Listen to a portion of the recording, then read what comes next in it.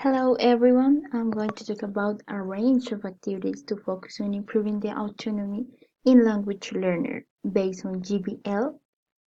Game-based learning is a type of gameplay that has defined learning outcome. Generally, game-based learning and abilities of learner or player to put in practice in a real situation.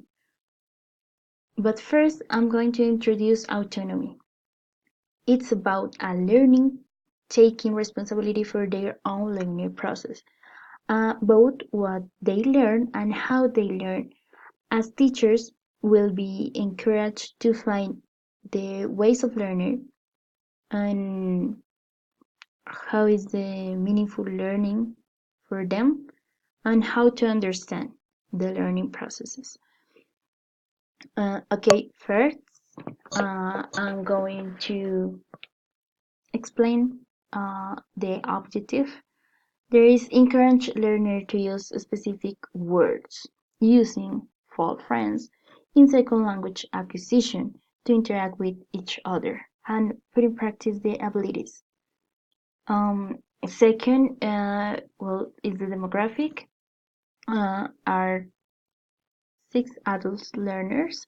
They have a previous knowledge in English, but have some problems using Spanish words that look similar or to English, but have a different meaning. For this reason, I recommend to show them this mind map. First, to contextualize where is the meaning, where is for friends, the difference between English and Spanish, and how to put in practice making some activities. Okay. First, where is the difference? Where is the meaning of mother tongue and second language acquisition? How to use for friends? Where is the meaning in Spanish? Amigos falsos. And how to put in practice the abilities reading, writing, speaking, and listening. And finally, the 3 activities that they make.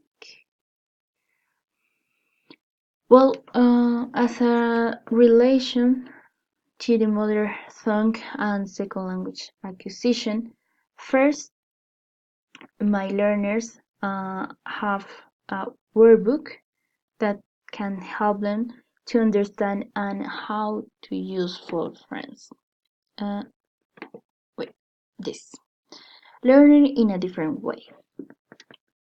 We have the introduction, the alphabet, where is the correct sound of letters and a complete words to familiarize to the pronunciation in English and in Spanish. The most common for friends, there's a list, and here we have the difference between the English words and how sound in Spanish are similar, and have some examples. The idea is the learner complete the activities. For example, here we have to match the correct word to the correct use of for friends or the correct meaning. Then they have to read and look for the word. Then they have to match or similar. There's the one activity to contextualize and have the previous knowledge of the learner. Then is a feedback, as I remember, where is the correct use. Then I have another activity. There is how to place dominance using images, words, and meaning. The idea is in the sheet. Sorry. I didn't have one. Well, I drawing not similar, but it's possible to use. For example, there's a dominant plate. In this sheet, they have first the word in I don't know, yeah. In Spanish, the use of the meaning in English. We have here an image, the correct word in English, and they have to put to connect to using sentence. There is one activity that they have to play by pairs using four friends. And how to put in practice autonomous work, they have to think about around how the problem to solve in a real situation, how to interact with, for example, a foreign people. That is the most important thing, how to communicate to the others. I have to be, for example, as as Anand said, as a teacher have to be clear instructions, but our students have to evidence their needs and how they use autonomy during the activity.